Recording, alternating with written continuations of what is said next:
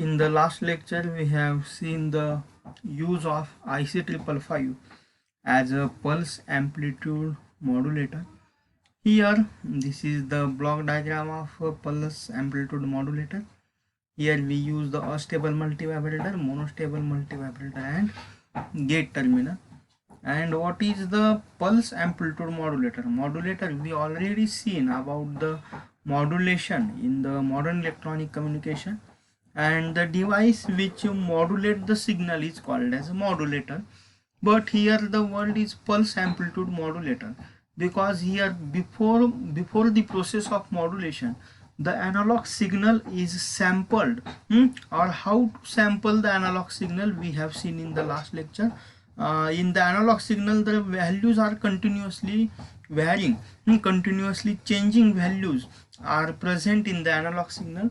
But in this pulses, in the pulse, the values are recorded at equal interval of the time, so that we can so that the train of the pulses is formed, and which is look like a square wave, or we can also say it as a digital signal. So, and this is the pulse, and the modulation of that pulse is called as a pulse modulation. And if the amplitude of the carrier pulse changes according to the amplitude of the modulating pulse, then it is called as a pulse amplitude modulation. And here in the last lecture we have seen this about the pulse amplitude modulator. This is the circuit, and we use IC555 to as a pulse amplitude modulator. Here this is the analog signal, and this analog signal is applied to the gate terminal. This is the output. This is the output taken from the gate. Gate is the circuit. After that, astable multivibrator and monostable multivibrator. These we already seen about the stable multivibrator and monostable multivibrator, and these two multivibrators are constructed by using the IC555. And output of the stable multivibrator is given to the monostable multivibrator.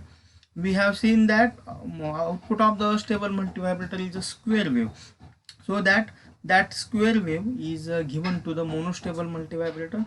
After that, when the monostable multivibrator get this output, then the monostable multivibrator produces its output, and that is a monostable. It contains only one state, so that this is a one state output, and this output is given to the gate terminal. And when this output is when this output is obtained or given to the gate terminal, then gate circuits become on, or gate circuit becomes open, and or it is also called as a on switch. And so that gate terminal, when this monostable output of the monostable multivibrator is given to the gate terminal, then gate terminal becomes open, means gate terminal becomes gate circuit becomes on, and it accepts the given input signal, analog input signal. And by accepting this analog input signal, gate circuit converts this analog signal into the pulse, into the pulses. And according to the pulses, here we have given the pulse as an input to the gate terminal, and this is the analog signal given as an input to the gate terminal. And by comparing these two waveforms, the output of the pulses, the output contains the varying amplitude of the pulses according to the analog signal. मग ह्या analogue सिग्नलच्या नुसार आपण ह्या ज्या pulses दिलेल्या आहेत, तर त्या पल्सेसची वेवफॉर्म काय होते, चेंज होते. And so it is called as a pulse amplitude modulation. लक्षात आलं. तर हा अनालॉग सिग्नल आहे. अस्टेबल मल्टीव्हायब्रेटर, अस्टेबल मल्टीव्हायब्रेटर त्यापासून स्क्वेअर वेव्ह आउटपुट भेटतं. स्क्वेअर वेव्ह आउटपुट आपण मोनोस्टेबल मल्टीव्हायब्रेटरला देतोय, आणि मोनोस्टेबल मल्टीव्हायब्रेटरचे जे आउटपुट आहे, तर ते आउटपुट गेट टर्मिनलला ऑन करण्यासाठी किंवा ऑफ करण्यासाठी. जर मोनोस्टेबलनं आउटपुट दिलं नाही गेट टर्मिनलला, तर गेट टर्मिनल हे गेट सर्किट हे ऑफ असेल आणि गेट सर्किट ऑफ आहे म्हणजे ते ॲज अ क्लोज स्विच म्हणून वर्क करेल. आणि ज्यावेळेस अस्टेबलनं मोनोस्टेबलला आउटपुट प्रोव्हाइड केलं त्यावेळेस मोनोस्टेबल त्याचं आउटपुट गेट टर्मिनलला प्रोव्हाइड करेल आणि त्यावेळेस मग गेट सर्किट हे ओपन सर्किट होईल आणि ओपन सर्किट झालं म्हणजे ऑन होईल, थोडक्यात ऑन होईल. आणि सर्किट ऑन झाल्यानंतर मग काय करेल, हे दिलेलं ॲनालॉग सिग्नलला ॲक्सेप्ट करेल, हे दिलेलं इनपुट सिग्नल तो ॲक्सेप्ट करेल आणि मग ह्या दिलेल्या इनपुट सिग्नलची जी पल्स आहे तर त्या पल्सच्या ॲम्प्लिट्यूडनुसार कॅरियर सिग्नलची ॲम्प्लिट्यूड काय होईल, चेंज होईल. आणि मग आपल्याला ह्या इथं फिगरमध्ये बघता येईल पल्स ॲम्प्लिट्यूड मॉड्युलेटेड सिग्नल आउटपुटला ऑप्टेन होईल. लक्षात आलं. फक्त ह्याच्यामध्ये एवढं लक्षात ठेवा की IC555 is used as a pulse amplitude modulator. लक्षात आलं. तर अशा प्रकारे हे आपण पल्स ॲम्प्लिट्यूड मॉड्युलेटर आपण मागच्या लेक्चरला बघितलं होतं. त्यानंतर जो नेक्स्ट पॉईंट आहे, अनादर use of IC555 is the pulse position modulator. IC555 is used as a pulse position modulator. आता पल्स ॲम्प्लिट्यूड मॉड्युलेशन म्हणजे काय आपण बघितलं.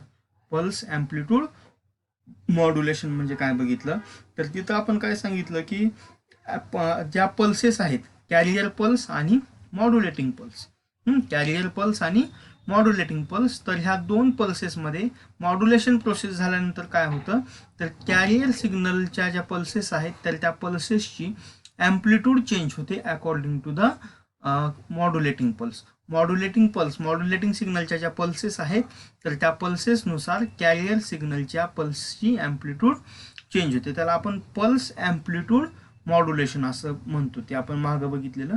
आता जे बघतोय आपण तर ते पल्स पोझिशन मॉड्युलेटर.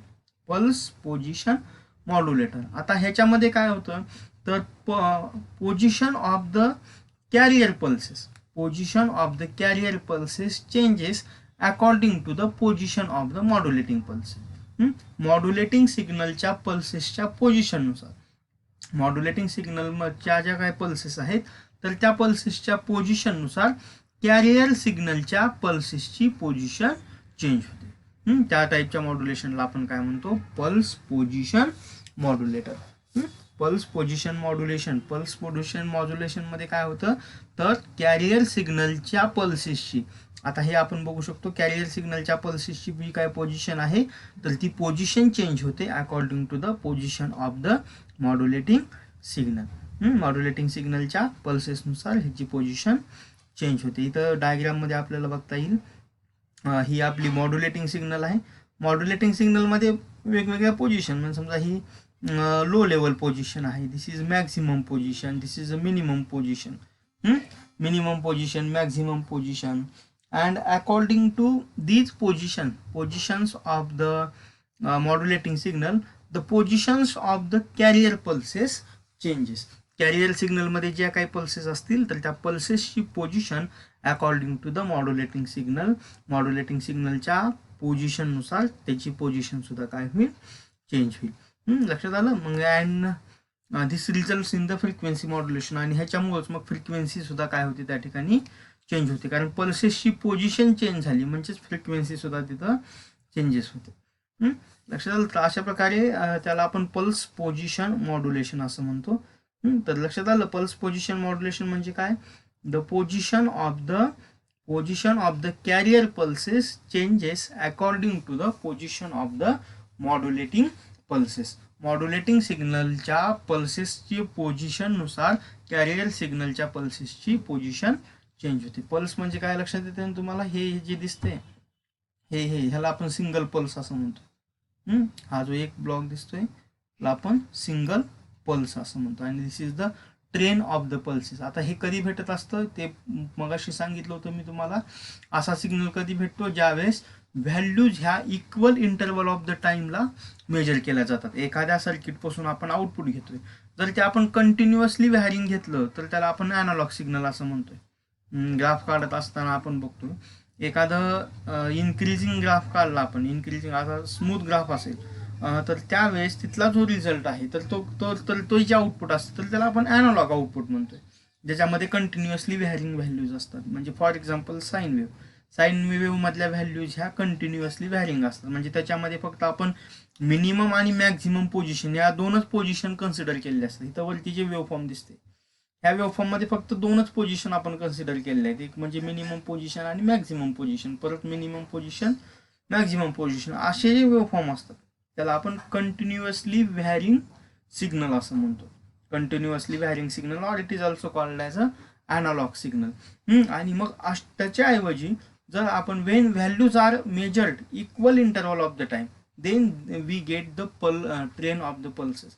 आणि मग त्याच्याऐवजी जर आपण काय केलं तर एका पर्टिक्युलर इंटरवलला पर्टिक्युलर टाइम इंटरवलला जर व्हॅल्यू मेजर केला, म्हणजे समजा साईन वेव्हमध्ये 0 डिग्री, परत 10 डिग्री, 20 डिग्री, 30 डिग्री, म्हणजे 10 डिग्रीचा डिफरन्स ठेवून प्रत्येक डिग्रीला जर आपण व्हॅल्यू मेजर केला तर मग आपल्याला त्या ठिकाणी पल्सेस मिळतात आणि त्या पल्सेसची अशी ट्रेन फॉर्म होते. लक्षात आलं? तर ती पल्स ट्रेन असते आणि मग त्या हे जे आहे हे दिसते आपल्याला, हे पल्सेस आहेत, या पल्सेसची ट्रेन आहे. तर मग काय होतं पल्स पोझिशन मॉड्युलेशनमध्ये, तर अशा पल्सेसची पोझिशन चेंज होते according to the modulating pulses. ह्या मॉड्युलेटिंग सिग्नलच्या पल्सेसनुसार कॅरियर सिग्नलच्या पल्सेसची पोझिशन चेंज होते. So this is called as a pulse position modulation. And here the IC555 is used as a pulse position modulation. आणि हे pulse position modulation करण्यासाठी आपण IC555चा यूज करतो as a pulse position modulator.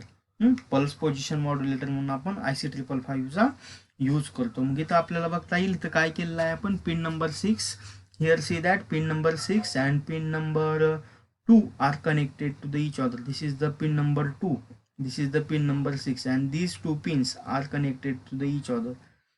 So these two pins are combined.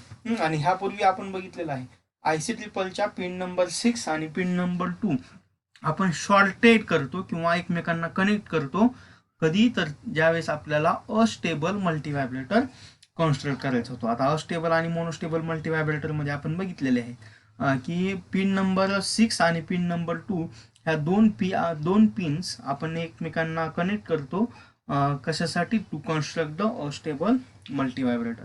Astable multivibrator construct करण्यासाठी आपण pin number 6 आणि pin number 2 एकमेकांना कनेक्ट करत असतो. And this forms astable multivibrator. Here as shown in the figure pin number 6 and pin number 2 are connected to the each other, so it forms a stable multivibrator. And the control pin is the pin number 5.